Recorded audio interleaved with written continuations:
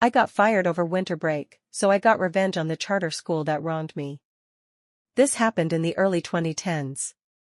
Let's say it's in a very hot state, Christmas weather is in the low 80s.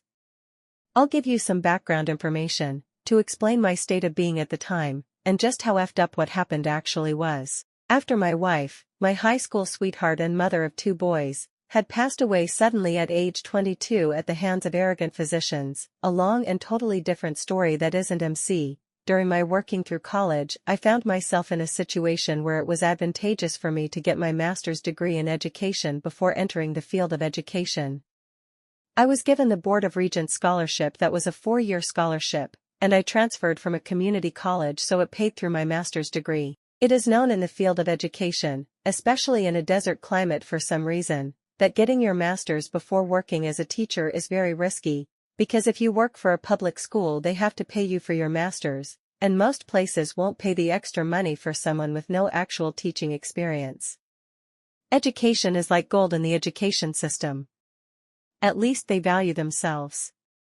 Anyway, I found it very difficult finding even an interview for a teaching position in a public school, let alone getting a job in one. I decided to sub for various districts to supplement the pay. I was hoping to somehow get an in by subbing for these school districts. Finding out what was so great about the hires they had, I found out nothing aside from them being a dime a dozen. This wasn't panning out. I did land a couple of teaching jobs that were private, literally private, teaching a prominent local desert hockey player's kid/friend 1 year, or charter schools. Out of desperation, and a true need for money, I doubled down on my applications for more schools that aren't public, like Catholic schools, Jesuit schools, I ain't picky, any charter school I can find. Enter sports is more important than education charter school, from here I'm referred to as Simitex. I got an interview for this place that was just being built, and they had this philosophy that sports and education go hand in hand. They fought hard to get as many fit and sports-related people as possible. Basically, if you didn't play at least high school sports, varsity, you had no chance at this interview. I mean, it was weird. It's like I was applying for a gym, based on the interview questions. So how many times a week do you think is a fair amount to work out? What is your philosophy on aerobic to anaerobic workout ratio, peppered in with the standard? So what does a typical day in your classroom look like, for good measure? I played football in high school, and football, basketball and baseball in college, JUCO, so I thought I had a shot. I talked up my favorite athletes, and why I loved John Wooden so much, stuff like that. 90% of the interview was sports-related. That should have been my first sign that this place wasn't great, but the director, she didn't like the term principal, seemed, however hippy-dippy, like a decent person. Oh, I couldn't have been more wrong. So anyway, my interview was in like May, and school started in very early August, and the building wasn't even completed yet. All of the new hires, me being clearly the fattest of the bunch, save for one guy whose rotundity was only surpassed by his intellect, the academic of the campus and a leader, would report to the school and pick their classroom location as they build and help them finish things up, and when they finish we could bring our supplies. I don't know if it was the allure of being the first person to teach in a particular building or classroom or what, but all of a sudden I was all in at Simitex, and in my mind made the decision to retire from there, the first of a couple places I thought were going to be the one. Oh, I couldn't have been more naive. Once I decide to teach somewhere for life, I bring in my arsenal. Back in the early 2010s, the internet wasn't such a staple of teaching. We could teach using notebooks, whiteboards, and textbooks.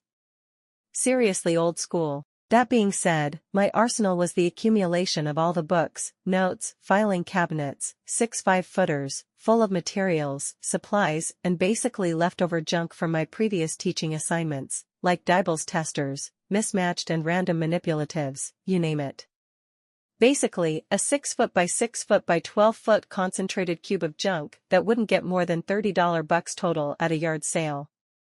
At the time it was important to me for my craft, but to anyone else, virtually useless. So anyway, I've got the arsenal in my back closet of the room for use whenever, and I do occasionally. Over time, the arsenal grows somehow by another couple feet as I continue to teach my middle schoolers. This teaching assignment was tough.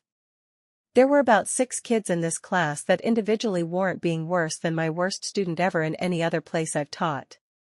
Even worse than the kids, it's a very close race, is one particular mother. Oh, what a mother she was. She accused me of being racist when I called her precious boy out for his ridiculous in-class behavior.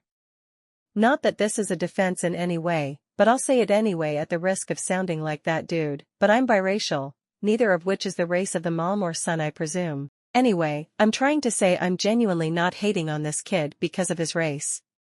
He's not the only kid that has this race in the class, he's just the only one who jumps over desks and throws things at me when my back is turned, not even turned 180, more like a quarter turn to get the whiteboard marker.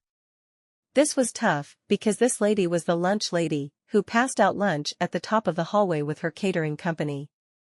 Evidently I made the mistake of going to admin about the kid's behavior before I went to her. I really did call the available number given and send an email, with no response.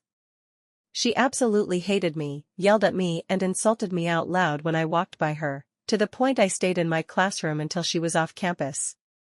This kept me cooped up in my classroom through lunch, so I couldn't bring a lunch that needed refrigeration. Whatever, peanut butter sandwiches it is/was. As time went on, this issue seemed to work itself out once the rest of the team realized what an asstart this kid truly was. You ever see a kid that you hate so much that you want to slap that goofy-ass smile off their face? Okay, maybe I was harboring a bit of resentment toward him for ruining my lessons on a daily basis, but I really did give him a clean slate daily, and made every effort to show him positivity in the face of what could have been a rough situation. Anyway, we hit December and all the teachers, admin, everybody is in a good mood, excited about the break coming up.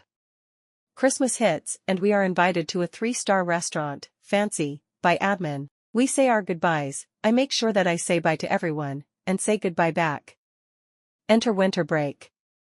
I start planning for a trip we were taking up to Flagstaff with my family, since after the lawsuit I remarried and have 3 children with my current wife with 2 from previous for a big family of 7.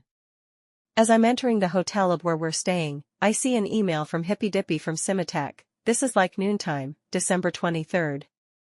It was sent to me and one other person, who wasn't BCC'd but just said so I could see. It says that I need to find employment elsewhere because your employment with us is terminated. It was such a lame way to say it.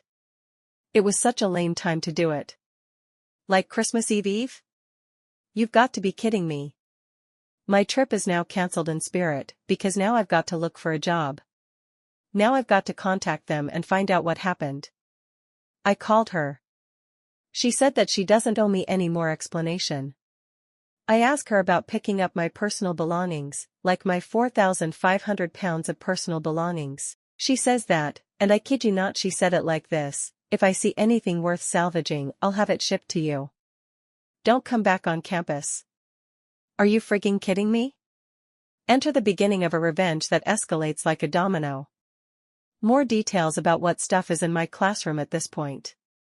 So all of these things I brought on campus, pre-copied worksheets, is there any other kind, in the thousands for math, science, ELA, social studies, random textbooks I've accumulated over time, a plethora of flotsam that was just for me, waiting in my classroom, the classroom hippy-dippy never entered, and thusly not ever having any evidence as to my teaching prowess one way or another, so she had no idea just how much of my stuff was there. That's fine. I just waited and waited. So I tell my wife, look, babe, she was so pissed and told me how illegal it was for her to not let me collect my personal effects. 99% of the stuff I have there I really don't care about, never wanted to store at the house, and is well worth it being someone else's problem. She saw where I was going with this, and dreamed of keeping our garage as neat as it currently is. So I decided I would never go back. Ever. I know this is a revenge that really was just what my boss said to do, but I know for a fact that had she seen what my classroom looked like she would demand I remove everything. At first I was surprised to not hear from HD. I just kept enjoying my vacation. I landed a job pretty much instantly, 2 days after I get the poorly timed email. I presumed that by Boxing Day or the day after I'd get an urgent call from her saying, hey, come get your piles of crap. This is a call that presumably never would happen. I just stopped thinking about it. New Year's comes and goes. Here we are sitting at the Sunday before they go back to school, which now is, after actually signing contracts we discussed on break, also the Sunday before I start at my new school, and here comes the call. Tempering revenge phase 1. HD, Mr. Jones? Mr. Jones? Mr. Jones. Had a baddish connection. Me, as cordial and pleasant as ever. Hey HD, how was the holiday season? I had an amazing break, much needed, so glad I do what I do for a live. HD, interrupting, how rude. You need to get all of this sh*t out of here right now. I don't care if you have to pay to rent a U-Haul, we have class starting tomorrow. What time are you going to get here? Me, yeah, sorry, we tried that route. I believe you said that if you saw anything worth salvaging, you'd ship it or something? You also said I'm not all O. HD, no, you're not doing this to me. You came in on winter break and dumped a bunch of sh*t. Here I will send you the bill to have this shipped. Me, now I'm doing the interrupting. Yeah, good luck with that, that's a bill that will not be paid. I wanted to add a nice little oh no thank you, but good luck in all of your future endeavors, but I never had the chance to end a conversation so sweetly. I'm pretty sure I heard a click right about the time I said, not. She was obviously calling from campus, not just because of the click that accompanies hanging up a school phone. I found out later from a colleague, 3 of the teachers that worked with me at Simi left there within a year or 2, and couldn't wait to tell me how things went down, that it went down something like this, revenge phase 2. Through the grapevine, the teachers found out the bag move that HD did, firing 2 teachers over winter break by email, no call nada. This polarized the remaining crew into 2 distinct categories, those who thought this was a totally sure ++y move and lost all respect for HD, and those who didn't like me or the other person who got canned either, or just didn't care because the job market was bleak at the time. There was a subcategory of people who didn't necessarily like us, but still thought it was a crappy move. Who's to say what percent was what, but I'd like to say that not all the remaining teachers I didn't converse with didn't hate me. Revenge phase 3.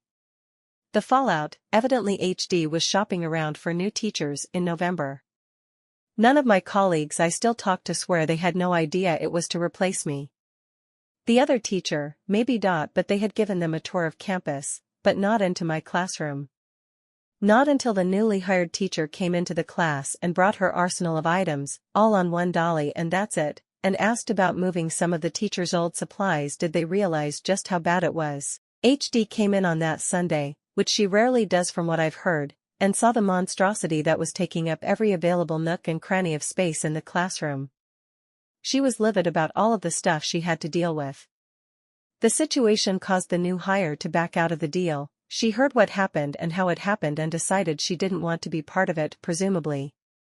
Revenge phase 4. 2 teachers left the week after, both colleagues I keep in touch with on Jinxton, and when they didn't get subs, they didn't have a subsystem, they just split classes, and the other classrooms grew in student number by 30%, 4 more teachers left, an entire grade level and 1 more from the grade below. Phase 5. They cancelled school for 2 days originally and then it turned out to be a whole week until they got new hires in classrooms. It was a hot mess, with teachers leaving either because of the crap way that fired 2 people over the holiday, or by making the rest of the teachers take in 10 more students apiece, or by making the rest of my grade level move my heavy and junky crap out of there. 2 flat out refused to handle the personal possessions of someone else, and supposedly she insinuated that something bad happened to me to one of the other teachers, knowing it was a full lie. Phase 6? The charter school never recovered from that point and the building was bought out a couple of years ago by a charter school system that's all over the state.